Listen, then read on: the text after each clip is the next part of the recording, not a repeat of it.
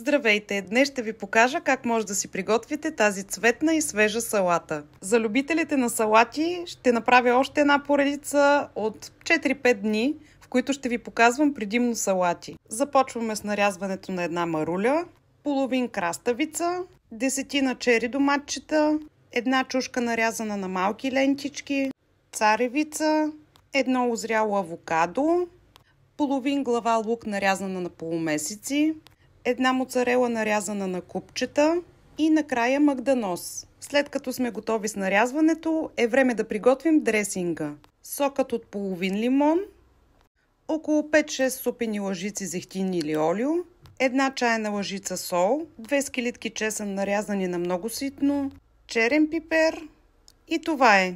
Остава да разбъркаме. За по-лесно аз използвам бурканче с капачка.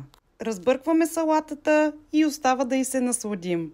Дали с ракийка, дали с винце, всякак ще върви. На здраве и хубава вечер ви пожелавам!